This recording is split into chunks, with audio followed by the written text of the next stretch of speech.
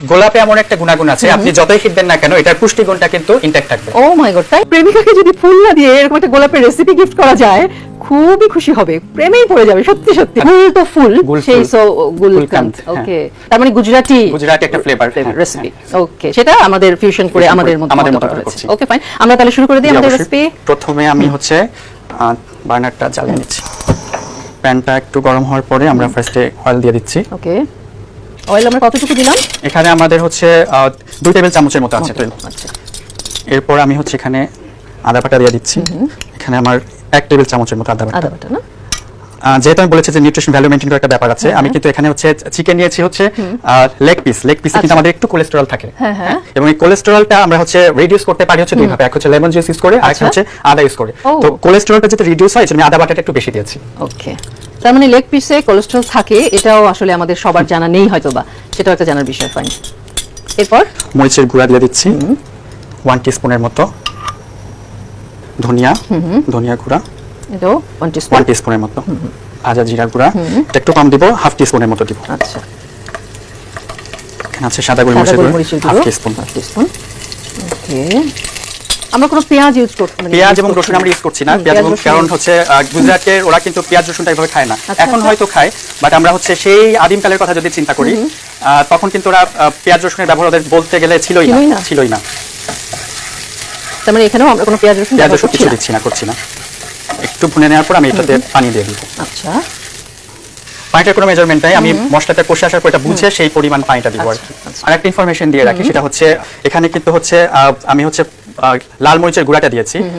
আমাদের এই উপমহাদেশে কিন্তু লাল মরিচটা কিন্তু আমাদের না, এটা কিন্তু পর্তুগিজ থেকে এসেছে। এবং পর্তুগিজরা যখন হচ্ছে আমাদের এই উপমহাদেশে আসে তখন তারা হচ্ছে মরিচের ব্যবহারটা শুরু করে। তার আগে কিন্তু আমরা হচ্ছে এই খাবারে ঝাল ভাবটা আনার জন্য আমরা যেটা ব্যবহার করতাম, আমরা হচ্ছে গোলমরিচ ব্যবহার করতাম এবং আদা ব্যবহার করতাম। আচ্ছা, আর কাঁচামরিচ মরিচটাই ব্যবহার করতাম না। এবং পর্তুগিজরা আসার পরে যখন চাষাবাদটা শুরু করে তখন পপুলারিটিতে পায়, তখন অ্যাভেলেবল হয়ে যায়।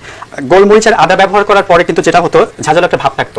তো প্রাচীনকালে যেটা করতো, এই ঝাঁঝালো ভাবটা রিডিউস করার জন্য আখের গুড় ব্যবহার করতো। আচ্ছা, এবং আখের গুড় ব্যবহার করতে, এবং পরে যখন চিনিটা অ্যাভেলেবল হয় তখন হচ্ছে চিনির ব্যবহারটা হয়, আখের গুড়টা উঠে গিয়ে। এখন কিন্তু আমরা যদি দেখি ইন্ডিয়াতে কিন্তু ওই তাদের কুইজিন গুলাতে কিন্তু এখনো কিন্তু সেই সুগারের ব্যাপারটা কিন্তু আছে।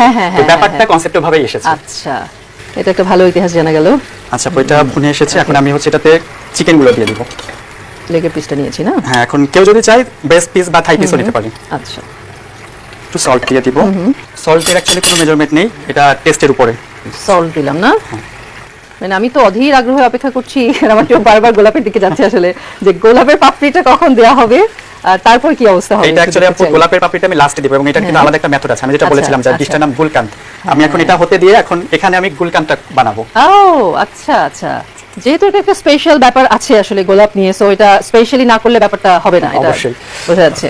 বার্নারটা জ্বালিয়ে নিচ্ছি এবং এটা একদম লো হিটে দিয়ে দিব। আমি ফার্স্ট আমি হচ্ছে এখানে হচ্ছে 1/3 কাপের মতো চিনি দিয়ে দিচ্ছি। আচ্ছা, এখানে হচ্ছে গোলাপের পাপড়ি, এখানে কয়টা গোলাপের পাপড়ি আছে? এখানে হচ্ছে মাঝারি আকারের গোলাপের 5টা। গোলাপে এমন একটা গুণাগুণ আছে, আপনি যতই হিট দেন না কেন এটার পুষ্টিগুণটা কিন্তু ইনট্যাক্ট থাকবে। ও মাই গড, তাই নাকি? অবশ্যই। আচ্ছা, বাহ, এটা পুরো মেল্ট হয়ে আসছে। অনেক ভালো একটা ব্যাপার। রোস্টটা দিয়ে দিচ্ছি। বাহ, চিনির উপরে গোলাপ দেওয়া হয়ে গেল।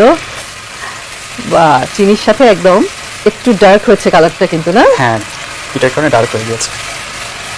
ঘ্রাণটা একটু, হ্যাঁ, একটা হালকা ফ্লেভার কিন্তু পাচ্ছি। এটা পুরো মিশে যাওয়ার পরে আমি বার্নারটা অফ করে দিব। এই ঘ্রাণটা কি মুরগিতে দিলেও কি শেষ পর্যন্ত থাকবে? মুরগিতে থাকবে। আচ্ছা, আর এটা কিন্তু একদম ক্যারামেলাইজড হয়ে গেছে। এখন এই পর্যায়ে আমি এটাতে লেমন জুস দিব। লেমন জুসটা দেওয়ার কারণ হচ্ছে এটা হচ্ছে যদি ঠান্ডা হয়ে যায় এটা শক্ত হয়ে যাবে, তখন কিন্তু আমার হচ্ছে আর জমবে না। হ্যাঁ, লেবু রসটা দেওয়া হয়, কারণ এটা আমরা জানি যে ক্যারামেলে বা চিনি দিয়েতে যদি লেবু রস দেওয়া হয় তাহলে ওইখানেই সে আটকে যায়, সে আর মানে হয় না, শক্ত হয় না। লেমনটা কি ওর ফ্লেভারটাকে নষ্ট করবে না? লেমনের একটা ফ্লেভার আছে, লেমন ফ্লেভারটা নষ্ট করবে না, কারণ হচ্ছে আমি এখানে টক মিষ্টি একটা ফ্লেভার আছে। আচ্ছা, এই কালার বের হচ্ছে কিন্তু এখন লেমনের মধ্যে। বাহ, গুলকান্তটা আমরা হচ্ছে চিনি বা পায়েস যখন খাবো তখন কিন্তু আমরা টপিং হিসেবে কিন্তু ইউজ করতে পারি। হ্যাঁ হ্যাঁ, তার মানে এই জিনিসটা আমরা রেডি করে এটা আলাদা করে উপরে আমরা দিয়ে দিতে পারি। বাহ, চমৎকার। চিকেনটা একটু নেড়ে দিব। ওই পাশটা হয়েছে।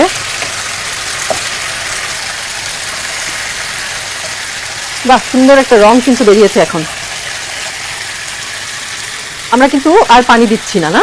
আর পানি দিচ্ছি না এবং ঢেকেও দিচ্ছি না, আমরা এভাবেই এটাকে আস্তে আস্তে একটু গ্রেভি হবে। হ্যাঁ হ্যাঁ হ্যাঁ, বিরতির আগে আমরা দেখছিলাম যে গুলকান চিকেনের গুল মানে ফুলের অংশ তো হয়ে গেছে, চিকেনটা কতদূর সিদ্ধ হয় সেটা দেখবো এখন।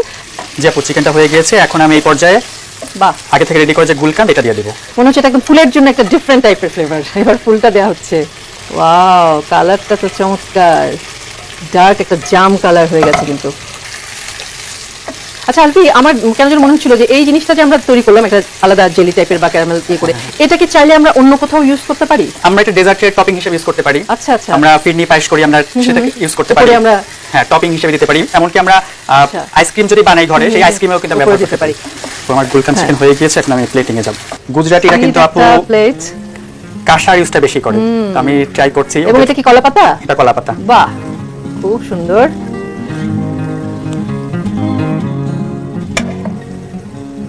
উপর থেকে গ্রেভিটা দিয়ে দিব। আমরা গোলাপের যে গ্রেভিটা এটা আমরা উপরে দিচ্ছি। বাহ, মানে গোলাপের ব্যাপারটা আমার কাছে এমন লাগছে যে গোলাপ দেখতে যেমন মিষ্টি, সুন্দর, ছিমছাম গোছানো একটা লুক।